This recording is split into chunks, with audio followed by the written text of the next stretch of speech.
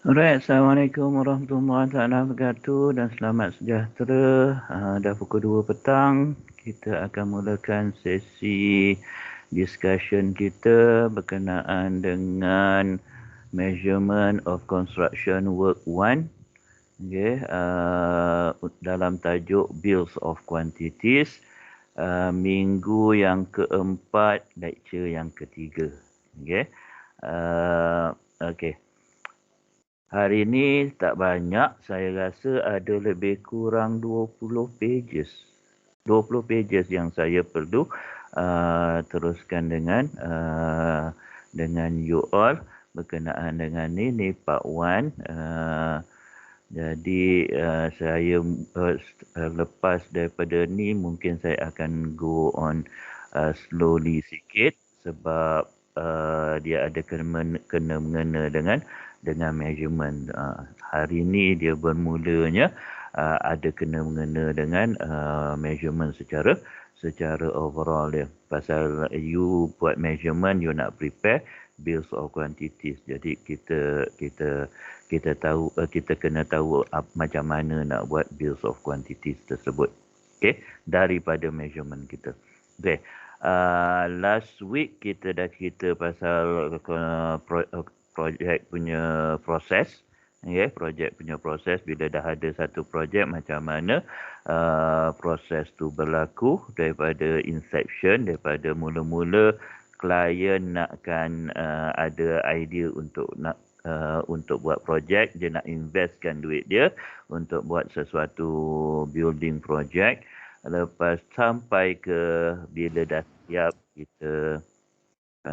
kita handing over kepada klien balik. Kontraktor biasanya handing over kepada klien balik. Jadi Dan saya dah beritahu salah satu yang paling important untuk you all untuk subjek ni adalah stage berkenaan dengan working drawing.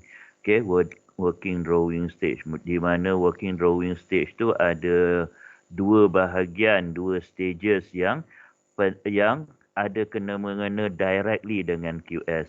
Yang pertama adalah preparing bills of quantities atau preparing tender document, dan yang kedua adalah tendering process, iaitu kita nak ambil yang mana satu kontraktor bagus untuk projek kita. Okay, jadi kita kena buat analisis dan sebagainya. Macam mana kita nak buat analisis? Through pricing yang telah kontraktor berikan,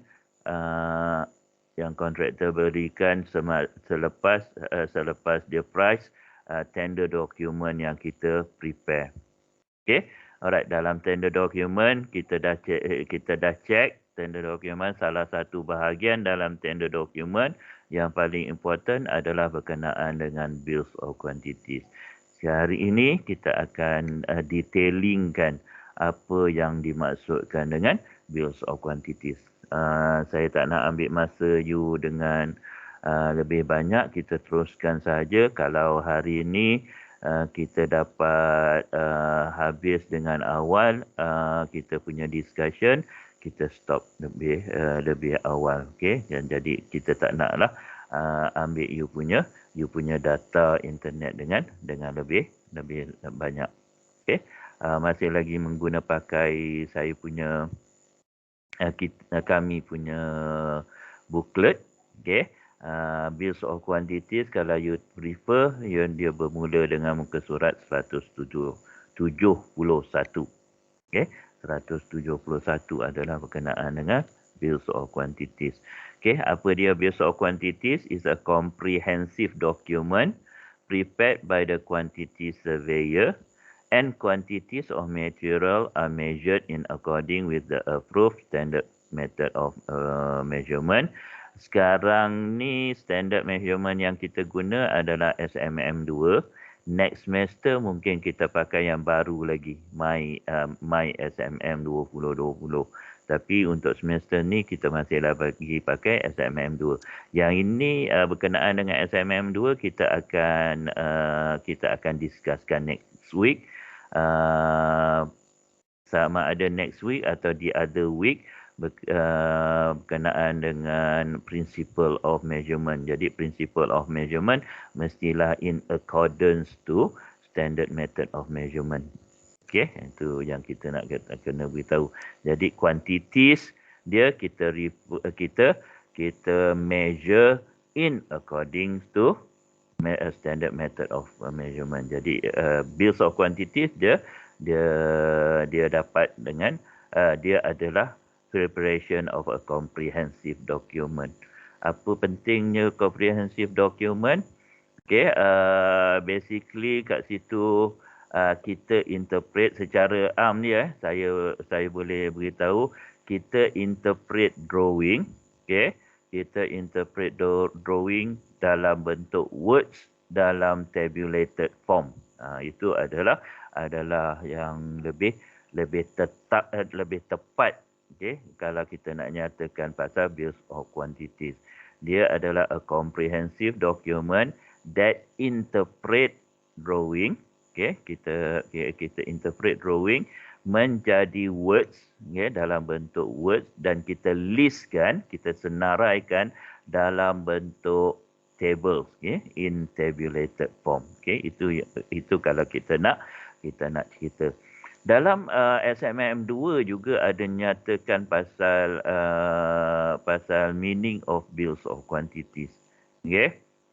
Bills of quantities shall be fully described and accurately represent the quantity and quality, okay, of the work. Yang itu adalah interpretation dalam SMM2. Clause dia clause A21 dalam muka surat, dalam section general rules. Okay, itu dia punya tu. Dalam standard form of contract juga ada cerita pasal bills of quantities. Okay, jadi dia tulis kat kat 26.0 dia cerita pasal dalam PWD atau JKR punya standard form of contract, dia ada nyatakan bills of quantities is the basis of contract sum. Jadi contract sum semua derive daripada bills of quantities yang kita dah ceritakan, yang kita dah discusskan minggu lepas. Okay, quality, quantity of work as set out in the bills of quantities shall be the basis of contract sum. Jadi bila contract sum yang ini, maknanya the client, okay, contract adalah in between client dengan contractor kalau ikut standard form. Jadi untuk JKR dia ada kliennya adalah government. Jadi government lah yang akan agree dengan contractor. Okay, jadi dia kata government reserve the right to adjust the price and rates in the bills of quantities, tapi tidak the quality and quantity. Cuma price and rate sahaja dia boleh alter, tapi dengan syarat dia punya alteration tu mesti ada discussion dengan kontraktor. Jadi kena ada agreement between those. Okay, 26.3 saya tak nak go through. Yang ini you boleh go through semasa part 4 nanti under professional practice. Okay, standard method of measurement. Yang ni yang saya beritahu, kita punya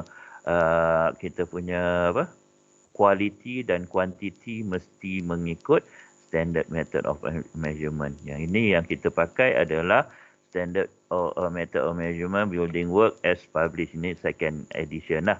Dia tak tulis second edition kat sini sebab dia nakkan generalize. Maknanya kalau ada paling baru punya standard method of measurement, this provision still boleh pakai.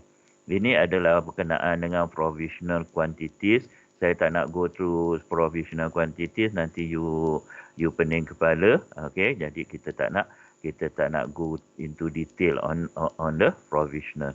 Okay, dalam PEM juga dia ada cerita pasal bills. Okay, dalam PEM juga dia ada cerita pasal bills.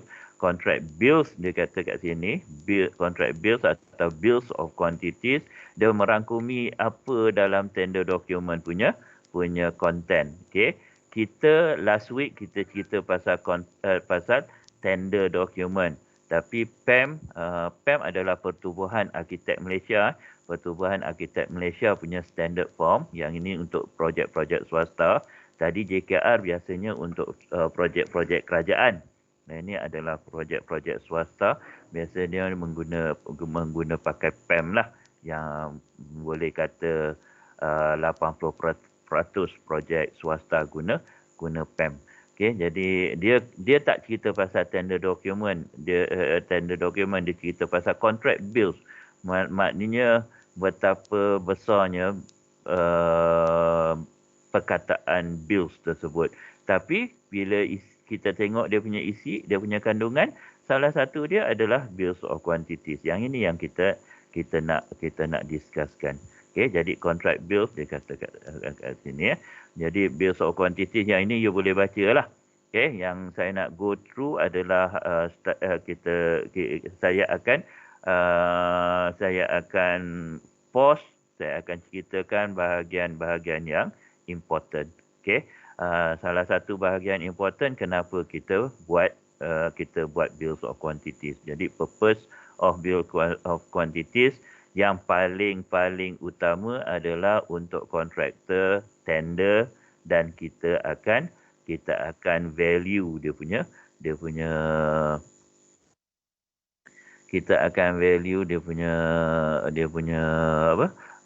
tender, dia punya harga tersebut, dan kita akan buat analisis. Okey, yang kedua adalah untuk kita buat valuation kalau ada perubahan kerja. Okey, kalau ada perubahan kerja, kita gunakan bills of quantities untuk alter. Okey, yang mana nak kena change, yang mana nak kena buang, atau yang mana nak kena tambah. Okey, semua based on bills of quantities. Lepas tu kontraktor, untuk kontraktor kat site kontraktor untuk order. Okay, dia boleh gunakan bills of quantities. Dia kata, oh, yang ini berapa banyak kuantiti nak kena order. Sanitary fitting, katalah wash hand basin, tempat kita basuh tangan tu, berapa banyak nak kena order. Semua daripada tu, jadi dia boleh gunakan untuk ni. Untuk QS, yang paling penting untuk QS adalah to provide a good basis for cost planning and cost analysis. Kita dah belajar last week, kita dah discuss last week berkenaan dengan QS work berbanding dengan plan of work daripada Royal Institute of British Architects tu. Jadi salah satu daripadanya adalah membuat cost planning dan membuat cost analysis. Yang ini dia nyatakan salah satu purpose bills of quantities. Okay, you tengok dalam tu kita boleh. Function of bills of quantities basically dia lebih detail daripada purpose. Okay, function of BQ yang saya tulis kat sini dia lebih detail daripada purpose of quantity. Jadi 4 ni dia pecahkan menjadi beberapa bahagian. Jadi ada 8, 9, 10 function. Okay, jadi you boleh baca. Saya tak nak go into detail yang ini. You boleh baca dan boleh relatekan dengan 4 yang ke atas. Okay, yang ini penting. Okay, yang ini biasanya selalu keluar dalam assessment atau dalam exam. Okay, form of bills of quantity, bentuk bills of quantity. Kita ada banyak bentuk, tapi yang paling popular adalah elemental. Yang ini yang saya tunjuk kat sini adalah element. Okay, elemental form, sebab semua construction players dalam construction industry faham apa yang dimaksudkan dengan element. Tapi kita kita yang baru nak belajar, kita nak kena tahulah apa basically maksud element. Okay, dia ada banyak jenis form, banyak jenis bentuk bills of quantities, tapi yang paling popular saya kata tadi adalah element. Element adalah a major component common to most building which usually perform the same function irrespective of its design, specification or construction. Jadi contoh yang paling senang untuk define yang ini, untuk saya terangkan berkenaan dengan elemen adalah contoh dia kita panggil wall. Okey, kita cakap wall adalah dinding. Okey, dinding kita cakap dia akan memisahkan antara satu bahagian dengan satu bahagian lagi dalam bangunan. Okey, tapi kita ada juga untuk kita pisahkan bahagian dalam dengan bahagian luar bangunan. Okey, terutama bila kita bercerita pasal weather. Okey, kita pasal cuaca. Jadi dia punya function antara dinding dalam dengan dinding luar adalah berbeza, walaupun dia adalah dinding. Okey, dinding kedua-duanya adalah dinding. Tapi oleh kerana function dia lain, satu adalah memisahkan, membentuk ruang-ruang di dalam bangunan, dan satu lagi untuk memisahkan basically cuaca atau safety precaution antara yang bahagian luar bangunan kepada yang bahagian dalam. Jadi function dia dah berlainan, jadi kita kena asingkan. Itu yang membentuk elemen, iaitu kita ada external wall dan internal wall and partition. Okay, jadi ada 2 elemen kat situ. Okay, kita ada, lepas tu contoh elemen yang lain adalah bumbung. Nanti saya akan tunjukkan list of elemen yang ada kan. Selain daripada elemen, elemental kat bawah ni yang saya dah tunjukkan, apa maksud dia. Selain daripada dia adalah trade. Trade adalah petukang-petukang. Jadi kita kumpulkan item atau kita listkan kita punya kerja-kerja dengan kuantiti-kuantiti itu, kita listkan mengikut trade, mengikut petukang-petukang. Okey, menjadi kita petukang adalah pekerja-pekerja, tapi dia specialize dalam satu-satu jenis petukangan. Okey, contoh dia adalah konkreter. Dia lebih jadi orang-orang a group of labor ni dia lebih dia lebih specialize dalam membuat konkret. Okey, concrete work ataupun roofer. Roofer adalah yang specialize untuk membuat roof, okey, membuat bumbung ataupun kita cakap bricklayer. Okey, dia specialize untuk memasang brick, batu bata untuk membuat dinding. Okey, ataupun kita cakap carpenter yang berkenaan dengan pertukangan kayu. Tapi kena bezakan carpenter dengan joiner. Joiner adalah membuat perabot. Okey, jadi membuat perabot atau kayu-kayan yang lebih kepada architecture daripada structure. Okey, lebih pada architecture daripada structure. Itu joiner. Carpenter lebih kepada structure daripada architecture. Jadi itu ada dua beza. Pasal joiner kayu yang tidak memegang beban kita panggil kita gunakan sebagai joiner, tapi kayu yang akan ada beban, yang dia transfer beban daripada yang dia tanggung beban, yang itu kita panggil carpenter. Itu adalah trade. Jadi kita kena susun segala kerja mengikut trade. Okey. Saya cakap SMM lama dia lebih kepada trade. Okey, SMM 1 dia lebih kepada trade. SMM 2 dia lebih kepada elemental. Tapi dia tak panggil elemental dan SMM 2, dia panggil work section. Okey, jadi ada sebahagian work section ni ada bahagian-bahagian ada section-section yang macam trade, ada section-section yang macam element. Okey, jadi kita kena tengok dia lah. Okey, SMM dia kena buat macam tu. Kalau dia buat pakai elemental memang tebal lah jadinya, atau dia buat pakai trade memang dia punya tu jadi tebal. Okey, jadi sebab tu dia gunakan percampuran antara trade dengan elemental. Okey, trade adalah ikut pertukangan, ikut bahagian tu. Operational bills adalah kita susun item-item atau kita susun kerja-kerja atau kuantiti-kuantiti dalam yang kita bila itu kita susun mengikut operasi di tapak bina. Apa kerja buat dulu? Okey, kemudian tu kerja apa?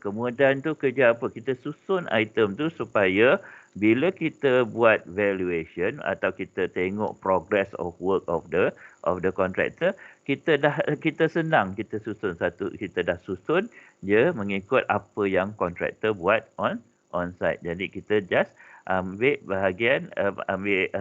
sahaja dan kita analyse progress of work kontraktor tersebut. Itu adalah operation. Operational adalah operation on site. Site operation. Daripada apa dia buat, katalah dia buat piling, dia buat cerucuk dulu. Kita tanam cerucuk. Lepas tu dia buat foundation, dia buat tapak dia. Okey, tapak dia. Lepas tu dia buat kolom atau tiang, okey, dan sebagainya. Itu semua kita akan tengok. Lepas tu baru dia buat dinding. Okay, jadi that operation on site kita kena check. Annotated bill basically dia macam elemental bill, trade bill, tapi kita kena draft, kita kena kumpulkan mengikut specification. Okay, mengikut specification dan kita annotatekan. Ya, jadi yang ini masa saya kerja saya tak pernah come across, okay, untuk annotated bills ni.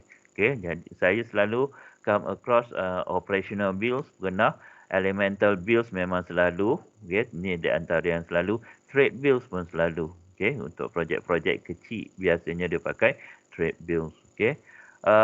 Consolidated schedule bills basically dia macam annotated bills, okay, dia guna schedule dia.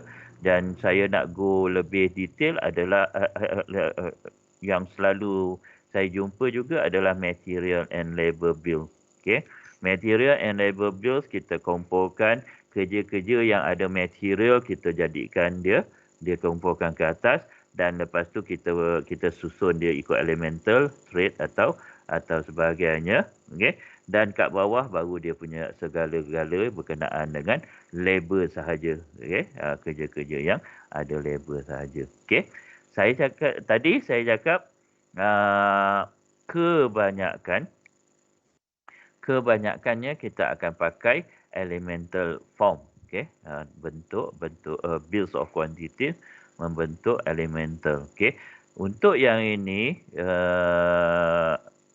Institute of Surveyors Malaysia, kan kita dah belajar pasal ISM dalam QS punya services. Salah satu daripadanya dia kita yang menjaga hal ehwal QS adalah ISM. Kita ada satu lagi BQSM.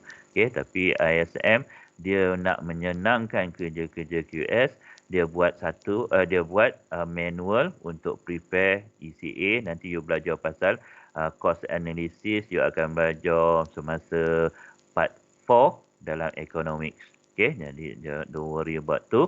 Tapi manual ni dia cakap dia prepare segala analisis ni dia prepare secara elemental, dan dia listkan kerja-kerja yang di bawah elemen. Okay, yang satu yang besar ni, okay, dia kita panggil group elemen. Yang kecil, yang hitam, yang saya gelapkan ni adalah elemen di bawah grup tersebut. Jadi filing di bawah substructure, work below di bawah substructure. Dan ini adalah kalau kita tengok drawing, apa-apa yang berkenaan dengan yang ada dalam ni kita masukkan under filing. Kerja-kerja yang bawah ni kita masukkan under work below. Okay, superstructure, this is the frame, apa yang kerja-kerja atau kuantiti yang kita measure berkenaan dengan yang ada di bawah frame, kita masukkan dalam elemen frame. Lepas tu kita listkan dia mengikut apa kehendak SMM. Okey, ni adalah elemen dia. Upper floor, roof pun kita kena divide kepada 4. Okey, kita kena divide kepada 4. Kita buat roof structure dulu, lepas tu baru roof covering, lepas tu roof drainage, lepas tu dia punya light. Staircase pun macam tu, kita bagikan kepada 3. External wall, okay. Window dan door, selalunya dia akan jadi window dan door lah. Okay. Door dia basically dia ada external door dengan internal door. Jadi practically orang akan buat window satu dan door satu. Okay, dan door. Dan jadi door kat sini dia ada internal door je. Selalunya dia akan campurkan internal dan external door menjadi satu. Okay, jadi pasal door ni dia punya function, walaupun dia external, dia punya function adalah untuk kita bergerak antara satu ruang kepada ruang lain. Jadi kita bergerak daripada dalam keluar atau keluar ke dalam, antara ruang dengan ruang, jadi function dia lebih kurang sama. Sebab tu praktisnya dia campurkan antara internal door dengan external door. Saya faham kenapa ECA ISM ni dia asingkan antara internal door dengan external door, sebab disebabkan oleh kita cakap pasal weather punya condition. Okay, ni internal wall and partition. Finishes, kemasan, kita ada internal wall finishes, internal floor finishes, internal ceiling finishes, external finishes. Okay, lepas tu kita ada fitting and furnishing. Ini adalah kerja-kerja joinery kebanyakannya. Fitting and fixtures, furniture, work of art dengan equipment. Services adalah lebih kepada mechanical and electrical punya work. Okay, yang ini adalah facilities dia. Okay, sanitary, plumbing, refuse disposal, aircon, electrical, fire protection, lift, communication, special dengan BWIC. Ini external work. External work you akan belajar masa semester 5. Okay, measurement dia. Tapi ada yang kita akan belajar dalam semester 4 dan ada yang belajar dalam semester 1. Okay, site work kita akan belajar dalam semester 1 berkenaan dengan site clearance. Okay, satu lagi work below. Kita akan belajar simple substructure work. Okay, drainage, external services, ancillary building dan recreational. Okay, itu yang ada dalam yang dilistkan oleh ISM dalam manual dia. Lepas tu JKR sendiri dia ada untuk projek kerajaan, okey, untuk projek kerajaan atau public work pun dia ada keluarkan manual untuk ECA dan dia listkan dia punya elemen juga. Tapi elemen dia ada berlainan, dia lebih banyak elemen dibandingkan dengan swasta punya. Jadi swasta punya ISM dia kumpulkan menjadi satu-satu, dia boleh lamkan menjadi satu, tapi PWD dia expandkan. Jadi kita kena tahu projek apa yang kita nak pakai. Kalau projek kerajaan, kita gunakanlah elemental punya list yang ada dalam JKR punya ni. Okay, kalau guna swasta, okay, kita gunakanlah ISM punya. Jadi substructure, instead of 2 substructure, tadi piling dengan work below je. Yang ini dia tambah satu lagi, apron and perimeter drains. Okay, dia masukkan.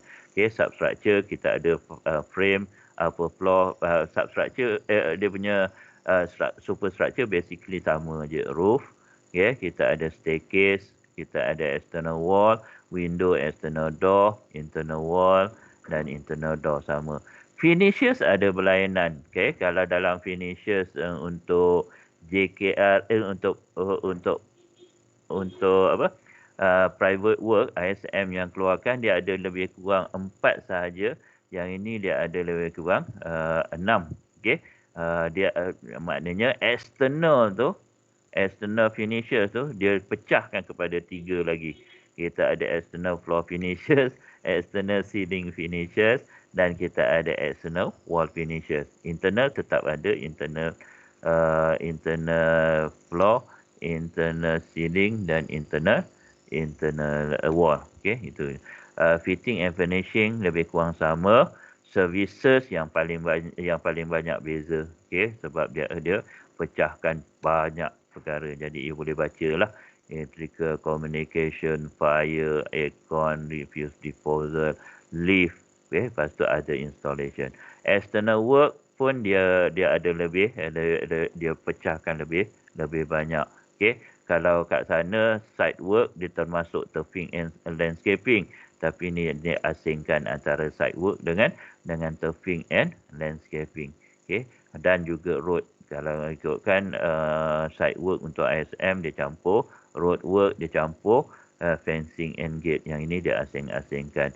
Drainage kalau dalam tu dia campurkan antara 2 jenis drainage, kat sini dia asingkan. Lepas tu services, okay, external services kalau kat ISM punya dia campurkan, yang ini dia asingkan. Okay, external services ke lagi banyak kerja dia. Okay, alright. Saya nak minta tolong yang ini you kena grab. Okay, semasa kita buat measurement, okay, semasa kita buat measurement nanti, kita buat measurement daripada drawing. Okay, daripada drawing kita akan according to SMM punya rules, kita akan buat measurement dalam sama ada traditional form yang saya minta you download tu, traditional form, dan juga ada kind of form, tapi untuk you all traditional dulu. Dan kita akan daripada traditional kita akan buat billing dia. Okay, now traditional. Bila kita buat measurement, okay, kita tengok dia punya rules dalam SMM, okay, dan kita tengok kita dapati kuantiti yang kita nak masukkan, kita tak dapat nak measure dengan tepat. Okay, kita akan buat apa yang kita panggil assumption. Okay, kita kena buat apa yang kita panggil assumption. Bila kita buat assumption, pasal ni design bukan design kita. Design adalah design arkitek atau design engineer. Kita yang interpret tu, kita assume, kita interpret macam tu. Dia punya bentuk atau dia punya specification. Jadi oleh kerana kita ada buat assumption, maka kita kena queries, okay, the respected designer, sama ada arkitek atau engineer. Jadi untuk kita queries, kita buat dalam bentuk apa yang kita panggil query list. Okay, jadi yang ini saya nak you all ada. Okay, nanti kita buat measurement, kita akan adakan kat sini. Okay, ini adalah pertanyaan dia. Okay, pertanyaan dia. Sama ada sepatutnya item tersebut, kerja tersebut sepatutnya ada dalam measurement, tapi dalam drawing tak ada, kita boleh queries, ataupun sepatutnya dia terletak kat bahagian mana, atau dia salah dia punya denotation, atau dia lukis salah, kita buat assumption, kita akan query kat sini. Okey, kita akan query kat sini. Okey, dan ni adalah assumption kita. Setiap queries kita kena buat assumption. Okey, katalah size of file cap, okey, size of column. Size of column dalam drawing ada dua size yang dia panggil C2. Okey, kolom nombor 2. Denotation kolom nombor 2 dalam drawing ada dua size. Satu 150 by 150, satu lagi 180 by 180. Kita pun tertanya, nak pakai yang mana? 150 by 150 ke 180 by 180? Kita pun query tak kat sini. F2 tu, what is the actual size, okay, of column F2? Okay, kita tanya arkitek atau tanya engineer. Dan kita assume 180 by 180. Tulis kat sini. Then baru kita punya measurement. Semua C2, okay, semua kolom C2, kita akan guna pakai 180 by 180. Yang bahagian remarks adalah basically jawapan daripada arkitek atau engineer. Kalau kita nak cepat, masa kerja besok, kalau nak cepat, untuk kita nak cepat dan tepat, kita boleh call, okay, call engineer. Bila kita dah queries kan, kita dah buat assumption, kita call dan dia jawab, okay, dan arkitek atau engineer jawab, dia kata bukan guna 150 by 150. Dan kita akan ubah kita punya measurement kepada 150 by 150. Okay. Untuk you all, okay, oleh kerana kita tak ada masa untuk kita nak call, dan kita tak tahu pun nak call siapa, okay, untuk kerja senang kita boleh call, tapi untuk apa?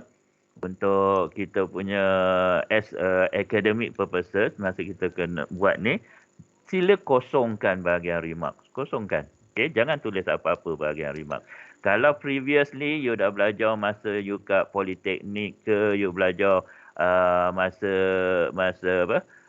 building survey ke, building surveying atau lain-lain yang you dah belajar pasal measurement, yang kena kat sini bahagian kena tulis, saya cakap terus terang, kosongkan. Okay, kalau you dah belajar kosong, saya akan query bila masa you call.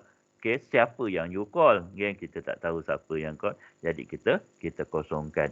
Dan masa saya kerja pun, this query list, bila kita dah keluarkan kita punya tender document, draft tender document, this query list kita akan kumpulkan, kita akan bind together dan kita hantar kepada arkitek atau engineer untuk dia final check. Okay, dan kita beri dia masa lah. Kalau dia tak bagi kepada kita assume yang assumption kita adalah benar. Ini masa praktis. Okay, jadi sila kosongkan, kita akan kumpulkan. Okay. Yang di bawah adalah taking off list. Pada saya ni bahagian di antara bahagian yang penting. Untuk student, okay, biasanya apa yang student buat, taking off list buat last.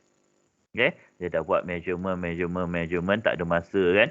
Buat measurement, pasal query taking off list pun markah sikit. Query list dengan taking off list ada markah, jangan tak buat. Okay, jadi taking off list, lepas tu bila dia dah siap, barulah dia nak buat taking off list. Okay, jadi pada saya taking off list sepatutnya kena buat dulu. Okay, baru kita dapat susun atur dan kita akan strategi kan kita punya measurement. Okay, jadi masa saya kerja pun biasanya saya buat taking off list dulu. Okay, pasal yang ini saya nak make sure bahawa item yang saya measure tu ada atau saya tidak double measure. Maknanya saya measure 2 kali item tu dalam item lain, dalam kuantiti tu dalam item A1 dalam item F1 katakan. Kita tak nak macam tu. Dan pada saya SMM reference ni penting. Okey, untuk kita tentukan, kita nak tentukan kita punya rules of measurement dia, kita pakai rules yang mana satu. Dan SMM adalah rules kita punya measurement. Jadi saya letak kat sini. Kebanyakan practice dia tak ada tulis pun pasal SMM. Jadi kalau you tak buat SMM reference number, saya tak akan salahkan pasal practice dengan previous punya lecture. Okay, kebanyakan dulu-dulu punya lecture dan sekarang-sekarang punya lecture pun kebanyakan dia left out. Tapi saya sendiri secara praktisnya saya nak make sure saya akan measure in accordance to certain rules. Saya akan letak SMM reference number. Okay, it's up to you. Yang paling penting item description dengan unit dia penting. Okay, unit of measurement dia. Okay, nanti kita belajar apa dia sebenarnya unit of measurement. Okay, yang lepas tu saya dah cakap tadi, kita arrange kita punya item-item dalam list of quantities mengikut kita cakap mengikut elemen. Okay, elemental. Lepas tu setelah kita dah according to element, so item-item dia punya list of work, dia punya senarai of work tu kita nak susun ikut apa pula? Okay, dan bila kita dah ada elemen nombor berapa, kita akan arrange kita punya item-item tu mengikut arrangement yang saya tuliskan kat sini. Okay, yang pertama dia mesti ikut work section dalam SMM. Sama ada yang ini my SMM saya tulis. Okay, sama ada SMM 2 atau my SMM. Okay, yang pertama mengikut work section. Jadi kalau dalam SMM 2 tu dia kata kolom keluar dulu daripada beam. Okay, jadi item yang kita kena letak kolom dulu baru beam. Okay, next one baru beam. Itu dia punya arrangement. Yang kedua, kalau benda yang sama, dua-dua adalah kolom, okay, general rules dalam SMM kita akan refer. Jadi kita kena refer section yang general rule atau section A. Dalam SMM 2 kita akan guna section A. The next one, dia kena ikut hierarchy Yang atas dulu, kita kena check yang atas dulu. Kalau yang atas dah dapat susun, tak payahlah baca yang bawah-bawah. Tapi kalau yang atas ada dua perkara, dua item benda yang sama, kita nak letak yang mana satu. Okey, jadi kita kena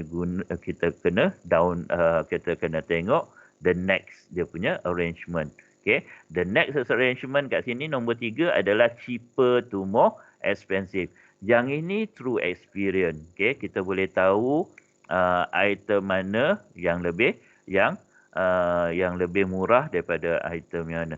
Contoh yang paling senang adalah tiles. Tiles adalah ubin untuk kita letak kat lantai. Okay? Kat lantai untuk cantik lah.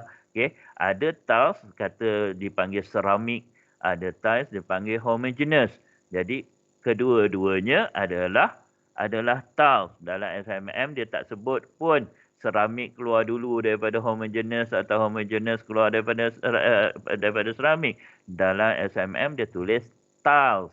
Okay. Jadi kita kena, lepas tu general rule dia kena ikut size. Size macam mana pula? Okay, jadi apa yang kita kena tahu adalah ni through experience, cheaper to more expensive. Jadi ceramic tiles lebih murah daripada homogeneous tiles. Jadi kita letak ceramic tiles dulu daripada lepas tu baru homogeneous tiles. Okay, jadi itu kita kena susun. Lepas tu smaller to bigger dimension except for steel bar. Okay, kenapa jadi macam ni? Steel bar reinforcement adalah besi tertulang tu. Kenapa besi tertulang? Okay, yang besar kemudian baru yang kecil dia punya dimension dia. Okay, yang lain-lain kita kena letak yang kecil dulu, lepas tu yang besar. Sebab yang lain-lain yang kecil tu kita beli harga dia lebih murah daripada yang besar. Okey, itu maksud dia. Sebab tu dia akan berbalik kepada yang nombor 3. Untuk steel bar kita beli dalam kita panggil group. Okey, kita beli dalam group dia, dan kita beli dalam tan untuk berat dia. Okey. Jadi bila tapi kita measure dia dalam kilogram. Okey. Jadi kebanyakan harga untuk saiz yang besar dengan saiz yang kecil, saiz yang besar lebih murah, tapi tak jauh beza pun. Sekarang ni besi naik 100%. 100 ke 200% naik. Itunya. Lepas tu kalau tak dapat buat apa-apa sekali pun, kita gunakanlah unit of measurement dia, iaitu kita measure meter cube dulu, lepas tu meter square, lepas tu meter run, meter panjang, lepas tu nombor, lepas tu baru berat dia sama ada tan atau kg. Right, itu arrangement. Preambles and specification saya tak nak, yang ini kita akan belajar kemudian. Habis hari ini 43 minit saya bercerita pasal bills of quantities. Next week kita akan cerita berkenaan dengan sama ada principles of measurement atau kita tengok SMM punya rule.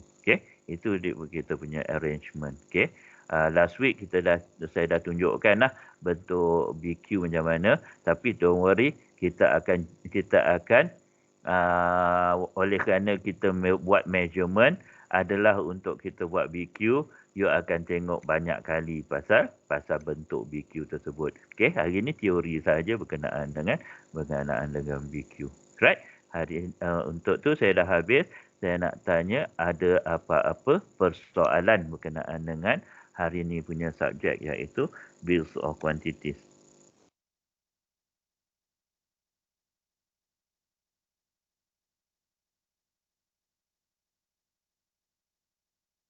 Sir, kalau yang query list whatever tu kan, kita kena buat sendiri kan? Apa benda? Saya tengah baca something tadi. Yang list untuk assumption tu, kita buat sendiri kan? Yes, kita buat sendiri. Yang itu sebenarnya dia yang paling penting adalah kita kena tengok drawing. Pasal kita buat measurement asalnya daripada drawing. Kita interpret drawing menjadi kita punya BQ. Kita punya measurement.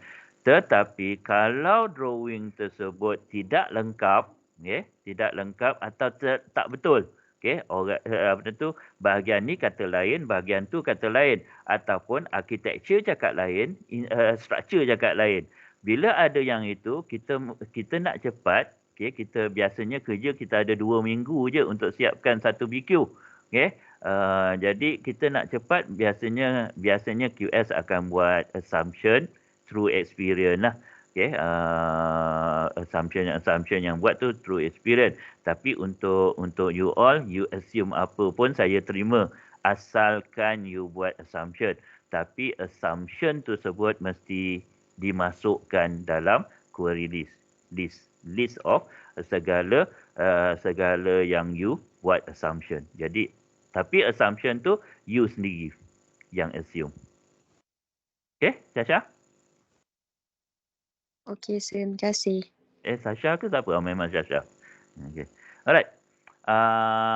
Kalau you nak tanya tak nak tanya kat sini pun tak apa. Kita is always ada WhatsApp. You boleh tanya dalam WhatsApp, ataupun you boleh tanya next week, ataupun bila-bila masa 24/7 boleh tanya dengan saya. Jadi untuk tak mengambil masa yang lama lagi, dan you all pun boleh, saya akan buat video ni dalam YouTube channel saya.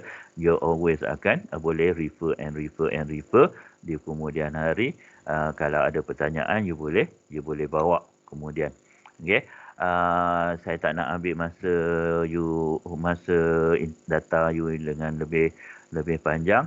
Saya nak habiskan kat sini.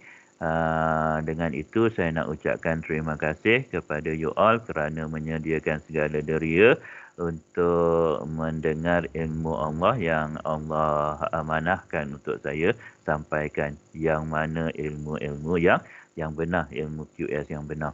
Okey, tapi kalau ada kesilapan dari segi diri saya atau ketidaklancaran saya punya presentation ataupun ada kesalahan dari segi kenyataan saya, itu adalah kelemahan dan kesalahan saya dan saya nak minta maaf daripada you all. Sebaiknya saya, kalau ada kemudian saya realise dah ada kesalahan, saya akan perbetulkan bila kita berjumpa dalam next meeting, next week insya-Allah, dan akan datang insya-Allah saya akan beritahu.